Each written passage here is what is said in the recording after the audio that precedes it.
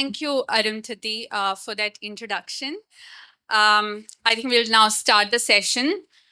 And this is Bela's book here. It's called India's Forgotten Country, and we'll be talking about this book today mostly, and about Bela Bhatia's life's work. So this book is about her experiences and journeys all across rural India. So early in the introduction, Bela describes her book called The Forgotten Country as a record of her journeys and experiences. It is also so she also says that it's an attempt to at a social history of rural India. And this is a compilation of essays written over 35 years and spanning from the 80s in her time in Gujarat to her time in Bastar, to her time in Central Bihar as a researcher, as a PhD researcher who finished her PhD but never became a full-time academic, but remained as an activist. So someone who got sucked into the field, like she, never left the field, like many of us. I have a PhD. I did my fieldwork and then I left, that field and went back to academia. So this is a person who stayed on in her field, stayed on with the people, with, among activists. The earliest essay was written when Bela worked in Gujarat as a social activist among rural women. It builds on first-hand investigations in 11 states: Bihar, Chhattisgarh, Delhi, Gujarat, Jharkhand, Maharashtra, Manipur, Meghalaya, Nagaland, Rajasthan, and Telangana. So you can imagine the breadth. This is a thick book. It's, the breadth of what is inside there. So when I got in touch with her initially to, discuss this project, how are we going to talk to each other? She told me, so I told her, yeah, I'm trying to read the book and I've started. She said, don't go from cover to cover, just pick it up where, you feel like. So I picked up one of the chapters. It's called Ekaki. Ekaki, I think in Malayalam also is, a person who's alone, an isolated person, someone who's like, who's a bit apart. So that chapter is about widows in rural India and how they, in their aloneness, how they, even though they were, left alone by their families, by their, communities, they organized and, actually demanded from the state pensions and stuff like that. So I was struck by the idea of marginality. In fact, our topic today is also from the margins. So so my first question to Bela is how do we understand marginality? What is the idea of marginality that you employ in this book? And a side question is that, someone who's, you say that, you were sojourning for truth, and Sojourner Truth is a person during the abolitionist era in civil rights time in the USA. So what kind of truth are you telling, and what kind of cultures of truth that we have in India that we can draw from? So two questions to start with. One is on marginality, and what is the idea of marginality that you have in this, you're thinking through, and this, the question of truth or facts or factuality, and what is its place in literature, what is its place in our life, political life. Thank you. So thanks very much, Maitri. I'm delighted to be here in Calicut. It's the first time for me, and I really look forward to this conversation and sharing with you my journey. So when we talk about the notion of marginality, when we talk about the people who are on the margins, now, of course, it occurred to me, I was just thinking about it, that actually the large majority of India is on the margins, while it should have been the other way around. So the mainstream India is actually made up of people who are more or less more privileged or have greater opportunities, while the large majority is still struggling. So when we think about it, the question sort of comes to one's mind, Like, what does it feel to be apart, yet apart? To belong, but with uncertainty. A philosopher would perhaps argue that such is the nature of belonging. And yet, it is to such pegs that the human being hangs on to, or hangs herself on, for that matter, to life. I wanted to give examples from just two examples actually from two different locations of India we are all quite familiar with. One is of all those people who live in the crevices of the city. There's one city where I've lived for a few years, Delhi city.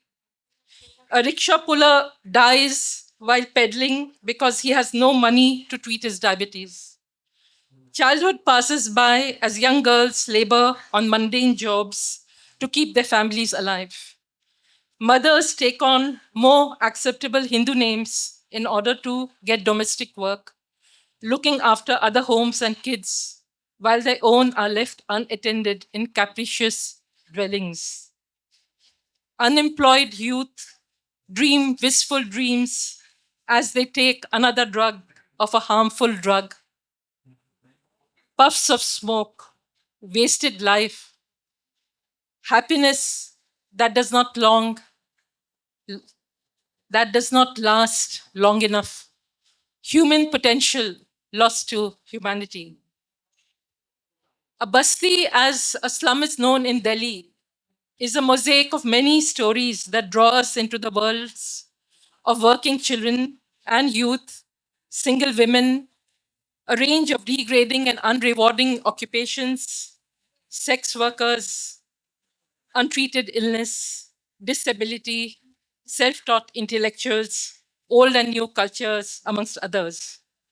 Their stories provide valuable insights into the webs that poverty weaves and the many meanings that social marginalization takes. Likewise, there can be several examples given from different parts of the country.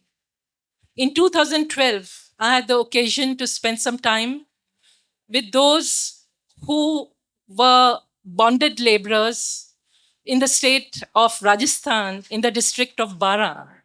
These were Saharia Adivasis, uh, one of 75 primitive tribal groups in the country. 2012 was also the time when the dazzling economic growth rates of the country were being thumped about, were being talked about. But at the same time, there was this ground reality too of bonded labor that still existed in 16 Indian states at the time. That time, I had the occasion to meet somebody called Ashok. Ashok, when I met him, was 25 years old. He had already spent 17 years of his life. So this is a 25-year youth I'm talking to. In a city, he would still be in college, perhaps. But here was Ashok, who had already spent 17 years of his life because he started very early. He started at the age of 7. And his was a life of servitude, of bondage. So he said that with his elder brother, Anar Singh, who was then 12, they started work. Their first job was as goat herds for a Banjara family who lived in Hoshiarpur village. Their employer agreed to pay them rupees 3,000 for the year, and by doing so, earned rights over them as he had over the 15 goats they were supposed to look after. Every morning, they headed with their charges to the forest, guiding the goats 3 or 4 kilometers inside the sometimes treacherous terrain. At that time, their father was working as a hamal, meaning a load carrier, and their worker was a casual, mother was a casual laborer. A younger brother and sister stayed at home no member of Ashok's family was literate. This is 2012. At the end of the year, they were told that they owed rupees 6,000 for a goat that had died in their care, even though she had died due to illness. So 1,000 rupees were deducted from rupees 3,000, and the rest was stated as karj, meaning debt. After that, the two brothers returned home and worked again in a bonded labor arrangement with another farmer. They were paid rupees 1,500 per year, each of them, and it took 2 years of their combined earnings to clear the debt they had incurred for a dead goat.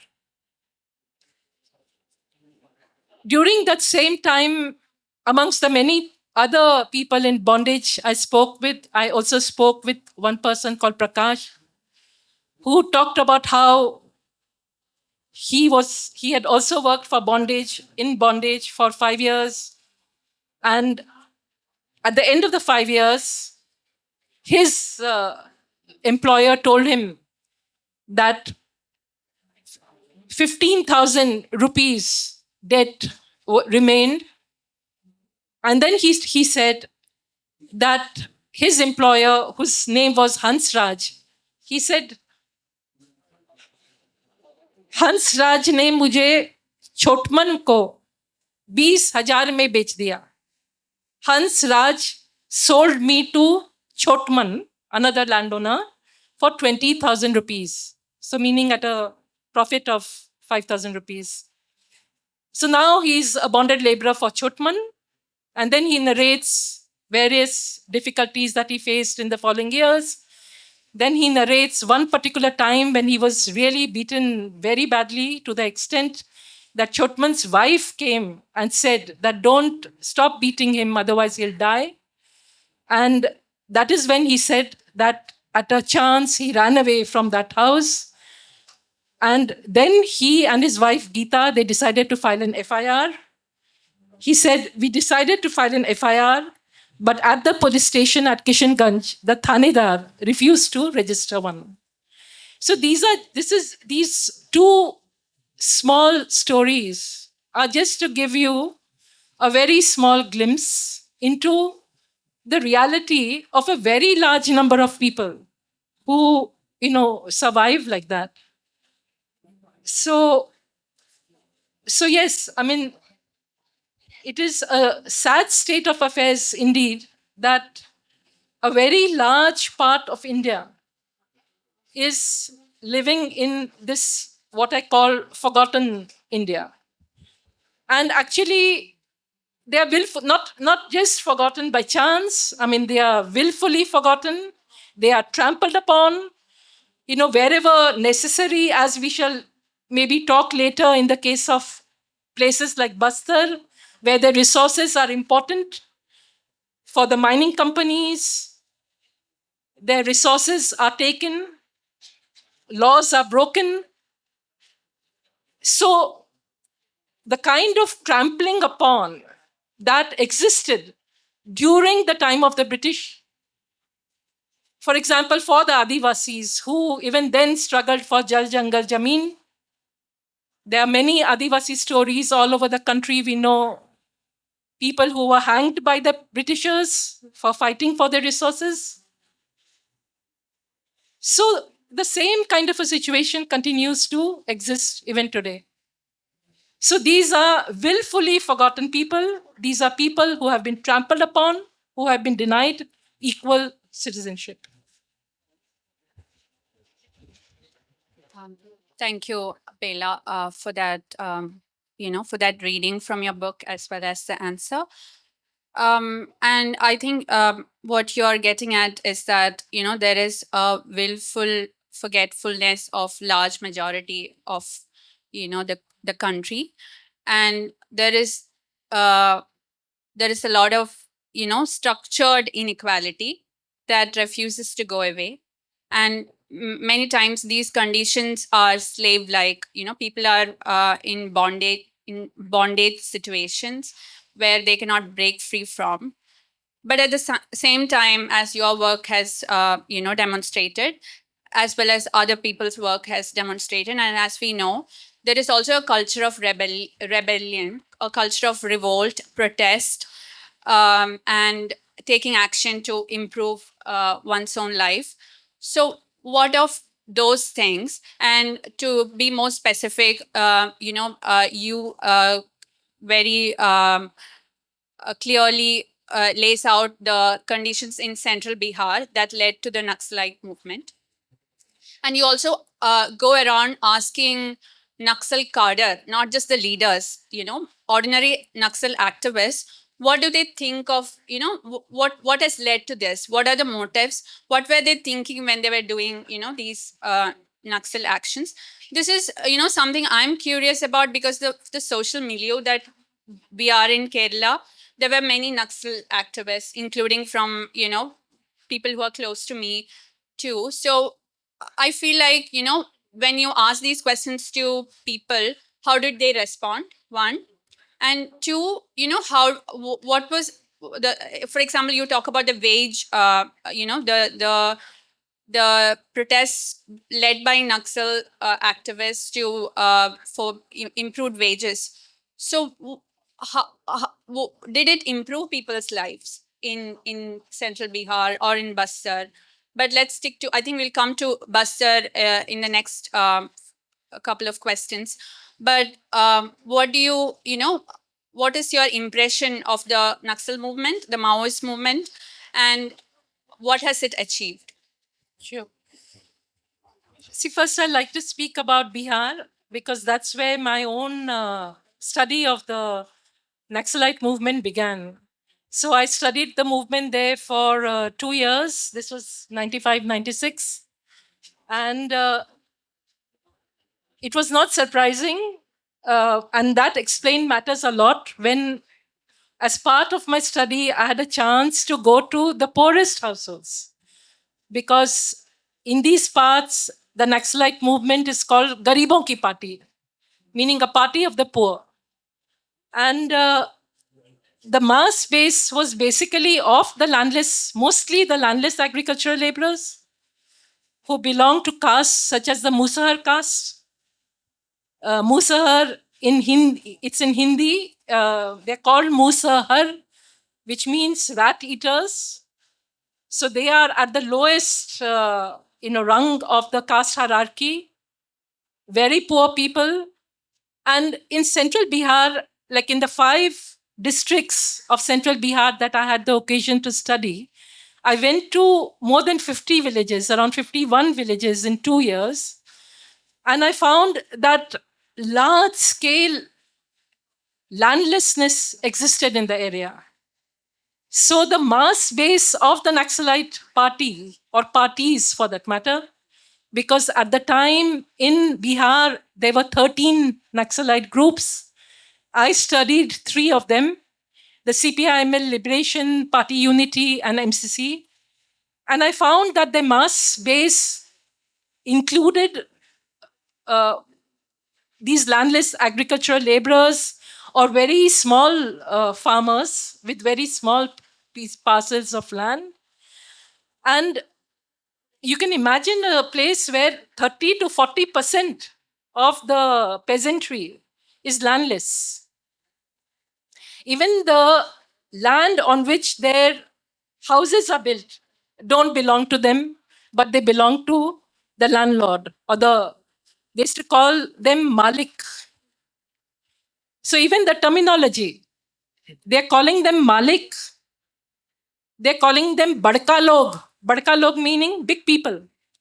And Malik. Malik means he's your owner. And how does the Malik call them?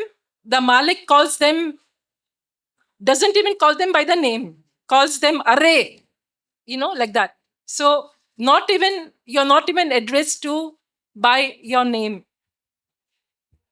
And literally, entire families were expected to just get up in the morning, go to the landlord's fields, spend the whole day there. And then, no timings, no, that time the minimum wage was 30 rupees, but they were being paid just 2 kilos of grain, and that to a very poor quality grain called khesadi, which causes paralysis. So, I mean, astounding kind of a situation. And if you go to their houses, I mean, they were literally like living in hovels. The mud houses that they built for their pigs was quite similar to their own houses. If you went there as a guest, just to seat you, they would often have to get a khatia. Khatia is a cot from somebody's house. If they had to feed you, they would get a little rice. Somebody would bring a little rice. Somebody would bring a pickle. So all this, are speakers of poverty. And the most, something that made them very angry was that their women folk were, the sexual assault and the rape of the women folk was very common. There was a tradition called Dola Pratha, where the bride had to go the first night, she was expected to go to the house of the landlord. So, in terms of their basic human dignity, their basic, that I am also a human being. So, that is what they were fighting for. And that is why the Naxalite movement in Bihar, irrespective of the party that was leading, whether it was Liberation or Party Unity or MCC, the movement itself was called Izzat Ki Ladai. So the class war was actually, they described it as Izzat. Izzat is honor, it's your dignity, it's your affirmation that I'm a human being. And besides, of course, all the other things that Dalits in other parts have also been subject to.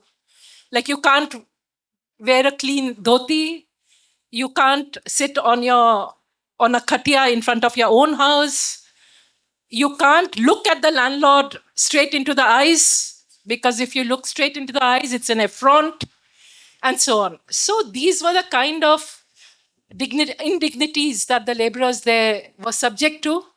And this is the Bihar where the first Land Reform Act was passed in the country, 1950, which very clearly said that sealing surplus land should be redistributed amongst the laborers of that area, which was not done.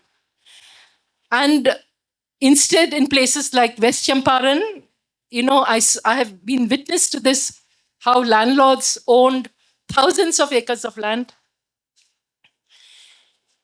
And they had their own private armies. And the way the Naxalite movement was repressed in Bihar was with the help of these private armies. And the police, there was a very clear police nexus with these caste-based armies. And there's a parallel history. When you study the movement there, you find there's a parallel history. Along with the Naxalite movement, you have a history of caste senas and massacres. And every upper caste, every middle caste, so upper caste, there are the Bhumiyas and the Rajputs. The middle caste are the Koiris and the Kurmis, the Yadavs. Whether it's Hindu or Muslim. So in Muslims also you had the Sunlight Sena. The Bhumiyars had their Ranbir Sena. The Rajputs had their Kunwar Sena. So the laboring poor and their movements were crushed by these senas. And the police knew, it was often with the police, and the police knew what was happening. And these were as I said, the upper classes of that society. So one brother is a policeman, one brother is an MLA, the other one has the business. So it's this kind of a nexus that was operating there. So the important thing is that the government, the local government, was actually made up of these guys. And this is what the Naxalite movement there challenged in a very big way. In fact, in 1967, when the movement was born in Bhojpur, I mean, there was some presence also in Muzaffarpur, but in Bhojpur, the two persons who gave birth to the Naxalite movement there had no prior communist background. I mean, they were known as Marx and Engels of uh, Bhojpur, and their names were Jagdish Mahato and Rameshwar Ahir. So in 1967, what had happened was that in the fourth state assembly elections, because booths used to be regularly captured by the upper caste classes and their candidates. So in 1967, there was a Dalit candidate who stood up, Ram Naresh Ram, and for him, these people were campaigning. So this Jagdish Mahato, who was a teacher, so he was campaigning for Ram Naresh Ram, when he was beaten black and blue just for asserting, campaigning that these booths should not be captured. And it's in the hospital bed where he lay that he decided that enough was enough. And then he joined hands with this person called Rameshwar Ahir, who had just come out of jail because he had been in jail for 12 years for killing a constable. And it's with, and he was a rebel of Yadav caste. So these are both backward castes. I mean, Mahato is a Kurmi, and this Yadav. So these two together join hands. They go to Calcutta. They met the Naxalites there. They came back, and the Naxalite movement was born. So it is quite amazing that the Marx and the Engels of Bhojpur were two persons without any prior communist background, but with a very strong sense of justice. And then, of course, in Bihar, we have seen how over the years, as mentioned earlier, these caste senas have tried to suppress all these movements with the government and the police, with their help. And you may have heard of the Lakshmanpur Bathe massacre, which was the largest massacre of the Dalit poor, where 58 were killed in one single night by the Ranbir Sena on 1st December 1997. So this was Bihar. And I was not at all surprised when I later went to Telangana to study the movement there, that in Telangana also, in the stronghold of the People's War Group, it has, a very large percentage of landless poor. Yeah. Thank you. I think it's important to mark these, shifts. And, from your book, I sense that you're also, a critic of the movement, in the sense that how this spiral of violence, like, violence from one side is met with more violence from the other side. And in the case of Bastar, this becomes a situation of war. So when the state retaliates, when the upper caste militias like Ranbir Sena retaliates, it leads to more and more violence. And this actually disrupts community life of Adivasis. Sometimes the developmental activities are, stalled. So you also see that, there is these zones, whether it is Bastar or in fact, all over the world, there are these zones of sacrifice that you see where life is not valued. Life is not valued neither by the state nor by, these big movements that are ready to say that, okay, it's important for the sake of revolution or for the sake of integrity of India that, you die, or whole communities are sacrificed, in the name of one ideology or the other. So there is that question of whose life is valued more, and how much life is valued in each places. So would you be able to say a little on that? Largely on the militarization of Bastar, of how state itself has become a military in that area. State presence itself is felt as military presence. So yeah. Sure. See, we understand structural violence. The whatever I've described to you all so far, you can see. I mean, these are all instances of violence. In some instances, blood may have been shed. In others, lives made impossible. And not for one generation, but for many generations. Years roll by and they continue to live these lives. So, of course, I mean, I feel it is up to the oppressed to decide for themselves what should be their means of protest, whether they do it non-violently, whether they are due to the force of circumstances, whether they decide to pick up arms. I think it is their choice, and I fully respect that. At the same time, I have watched from very close quarters what is unfolded in Bihar, the situation in Bastar, and some other parts like Telangana. So when one views this from very close quarters, then certainly one wants to raise larger questions from the point of view of the people. So please don't get me wrong. I'm not trying to equate state violence and the violence that a movement may resort to. Not at all. But at the same time, I think we need to somewhere take cognizance of the fact that the consequence of these violence, whatever the cause be, but when you actually look at the consequence of the violence, then you want to stop and think a little bit more about our actions and whether we could not do what we do with less cost to the people involved.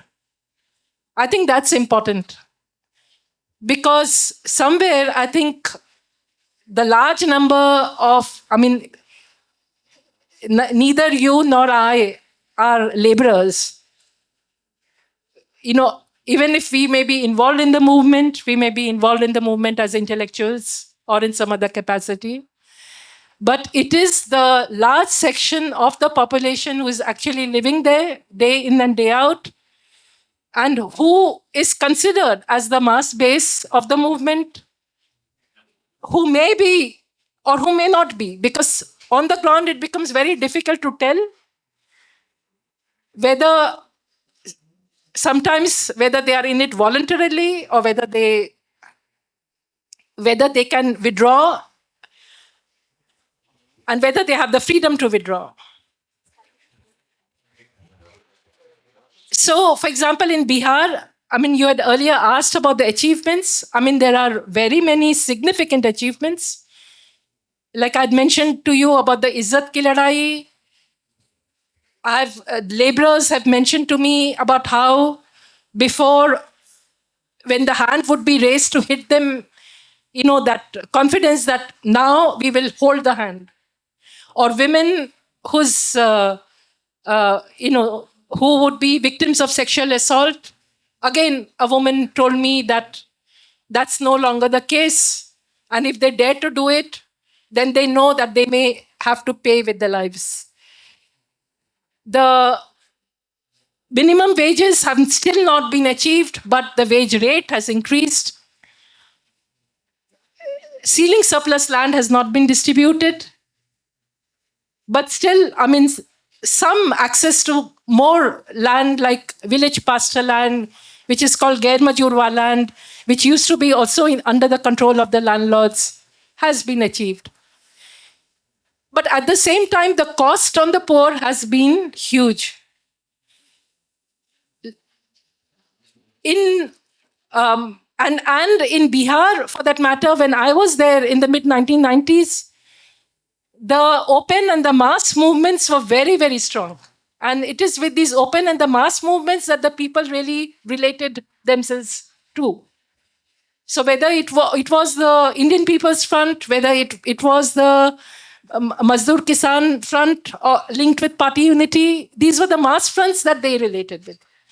But now after the merger, because now party unity and MCC has merged with the PWG and formed the CPI Maoist in 2004.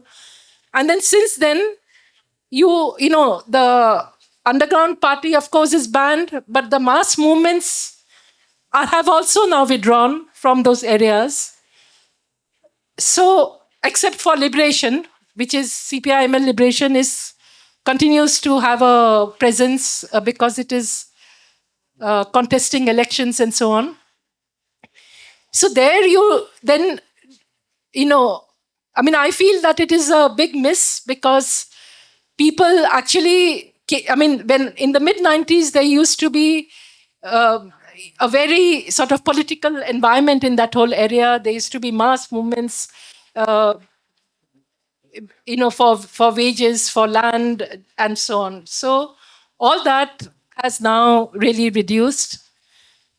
So that's the situation in Bihar. Now in Bastar, what I'm seeing is again that the counter-insurgency since 2005 has been very intense, in the shape of the Salwa Judum, which was posed as a spontaneous people's movement against the Maoists, but actually it was an orchestrated, state-sponsored movement, and it would be better to call it operation and not any kind of a civil movement. It was, I feel, an operation which preceded Operation Green Hunt, which all of you must have been know of. So the counter-insurgency has been such because the Naxalites were there since 1980. But after 2005 is when Salwa Judum started happening. And then, you must have heard about the hundreds of houses that were burnt and the killings, again in hundreds, more than 100 women raped even in the first 2-3 years. So now the thing is, this was 2005, June 2005. We are now in 24. And this is the state that continues there. So even, therefore, when we are thinking about things from the point of view of the people, we'll have to try to understand what the people are going through. There are so many deaths, so many killings there. Of course, by the state, but also from the Maoists. There are ID blasts, which are for the Jawans, but they also take civilian lives.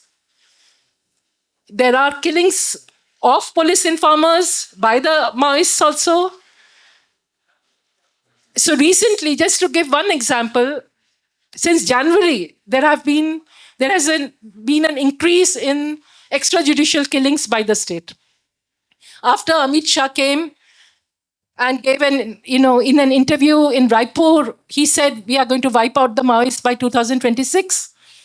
And already between, as I said, 2005 to 2000, it's been really bad in Bastar, But even in this place, which is really bad, since January, there have been so many instances of fake encounters. And even in Maoist actions, they have been killing large numbers, like 29 in one place, 38 in another, like that. Large number of people are being picked up. Even earlier people were picked up. There have been arbitrary arrests. Chhattisgarh Special Public Security Act has been in place. UAPA has been in place. I think Bastar must have the largest number of people under UAPA. Bastar, I'm sure, has the largest number of persons who are under trials. So the situation is really bad. But as I was going to give you an example of how things become a circle. So in March, April this year, in two villages, Pidia and Itawar, it was the Tendu Patta season, the collection. When they collect the Tendu Patta, they roll it to make bidis. So that time the forces, they surrounded, and there is a very notorious force that has been created called the District Reserve Guards. 50% of them are made up of surrendered Maoists. And literally, I mean, they killed something like 10 Adivasis who were just collecting Tendu Patta. So Tendu Patta is small bushes which may be near your field or a little further on or in the forest. And it has a small season, which is a very important season for cash for the Adivasis. When I went to the village, I saw a youth who was just 15. He had 3 bullet injuries in his body. Family was not taking him. The nearest road was 20-25 kilometers away. Family was not taking him there, just out of fear that if we take him, then he will also be labeled as a Maoist. So he was not receiving any treatment and so on. Now, in that same season, in another village, not very far, where in January, a woman who was standing with her 6-month-old baby in the courtyard was shot at, and a bullet came from one side and the baby died. The baby was in her arms. This village, the name is Mutwendi. Now, in Mutwendi, there's an instance where a youth in the Tendu Patta season, they had gone to the jungle, he along with 6-7 others of the village, to collect something with which they make a rope to tie the Tendu Patta with. And there was a big blast. Everybody ran. They came back home and they found that he's the only one who had not come back. They went next day in the morning and they found him dead. So this is also a Tendu Patta death caused by an IED blast. Likewise, during that same Tendu Patta season, there was another girl of another village called Burji. She had gone to a neighboring village to collect Tendu Patta. She was helping her widowed aunt. And, they collected Tendu Patta that day. On the way back, the aunt went home. She said, there was a hand pump. This is a young girl. She said, I'll bathe and then I'll come home. And she has a bath there. And while she's coming, she becomes a victim of another IED. So that's also a Tendu Patta death, you see? So there are scores of examples I can give you. This is just one example about how in the Tendu Patta season itself, you can have direct killings by the state. And the state, of course, will give a very fancy, in the charge sheet, there'll be a big ghatna of an encounter killings and all that. And as a lawyer, I've seen many such fake charge sheets. So there'll be a charge sheet, there'll be an FIR, there'll be a case, etc., etc. And of course, people will get picked up later. Wherever the incident happens, people get picked up from the surrounding area. So, therefore, in a place like Bastar, and right now, of course, we are seeing that even though the government is saying that and they're making more and more camps, I think Bastar must be the most militarized zone in the country. It has at least more than 1 lakh paramilitary on the ground. In whose name? They are bringing all this paramilitary in the name of the Maoists. That, there's an armed insurrection, so we have to quell that, so therefore we need all this. And there are parts now in many districts where every 3 kilometers, 4 kilometers, you have a camp. There's surveillance, people are questioned all the time, and so on. Even people like us are questioned, but I would like to you to think of the ordinary person there who gets stopped all the time. Every time they pass that camp, they are stopped. Now, we did a study recently, and we found that, of course, they are using the paramilitary. They're using. There's now a lot of Adivasis in the police force. They're using all these various different forces in their war against the CPI Maoists. But very important, and I would like to underline it, that when you map these camps, you see how they are protecting a mine that has already come up in the region or which is going to come up in the region. So literally, it is like, surrounding it to protect the interests of these private corporates. So this large-scale militarization is, of course, fighting the Maoists. It is bringing in and protecting these corporates, and it is used to quell all dissent, all non-violent dissent. All of us have been targets too. So this is the state. Therefore, my question to the Maoists also is this: whether they would not like to reconsider the situation now. The people have been with the movement. In every home, you will find people who have been to jails. In the proportion of the population, Bastar population, if you see the number of people who are in jails, it is a very high percentage. And that too, men, a large number of men. Women also, but a large number of men. It's become a crime to be a young man in Bastar. It is a crime to be a healthy young man in Bastar. So this is the situation. So as far as the people have been tested. People are not less revolutionary. People have fought. People have paid a price. In every village, you find graveyards, just as in Kashmir. And as I was telling you, in every village, you find people who are, and not only the whole of Bastar is like a prison, actually. Because you're constantly living lives of unfreedom, of surveillance, of fear. So certainly today, I feel personally, as an observer, that we need people on the ground. Not, those who would still want to fight with arms. I'm nobody to say, don't do that. But I certainly would like to see thousands of citizens on the ground fighting the 1 lakh paramilitary, looking at them straight in the eye. That was not allowed in Bihar. And fighting for your rights.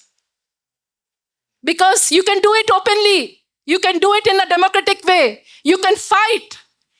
And I feel that a larger number of people will come and support you.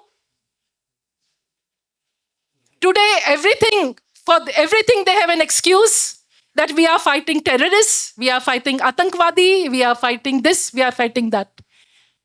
So no democratic movement is also allowed. So therefore, friends, I feel there is sometimes a time to also rethink about, strategies, rethink about how to fight. That doesn't mean you're less revolutionary. If you think of the costs that the people are paying, that doesn't mean you're less revolutionary. Not at all. I think we have to always, I think that has to be somewhere a yardstick of, and somewhere I feel People should, it should not be taken for granted. Every life is important, and the lives of Adivasis are important. And today, it is a fact that they are being killed left, right, and center. So there is a lot to say. It's a situation of very deep crisis. I cannot underline it enough. I would perhaps like to, if you can give me that we are late, right? Yeah, yeah. I would just like to just give me 1 minute. I would like to just read one paragraph. We have all been so caught up in understanding the contours of the war in Bastar, the shape of the beast, so to say, that we have forgotten to fight against the war itself. The protracted war between the Indian government and the CPI Maoists in the heart of India has taken a huge toll on the lives of its Adivasi residents, not to speak of the combatants on both sides, Adivasi and non Adivasi. In so many villages, hidden amidst hills, trees, and rocks, are graves of those who died untimely deaths. As a new grave is dug and a body lowered, sometimes near older ones, more tears soak into the earth, but few others care. Friends, I would like to say and suggest that let us care. And that doesn't mean that we stop fighting, that Sangharsh should stop. Sangharsh should not stop until we achieve a democracy which is egalitarian, which respects justice for one and for all. But there are moments in our struggle when we have to maybe pause. Yeah, that's a very powerful note to end the session, I think. And overall, what I've felt and what I have taken away from this is that, it matters. Autonomy and sovereignty matters. Right to self-determination matters. That would have been my next question, about these competing ideas of India, but that doesn't, which all of those ideas, all of those ideas that's contained in the constitution, does it also speak to the people of Kashmir, the people of, Northeast? That was the next question going to be, but we are short of time, I think. And yeah, thank you, Bela, for bringing Bastar and, Bihar and Gujarat and, all of these places into our midst and talking about those places. Thank you and see you again. Thank you.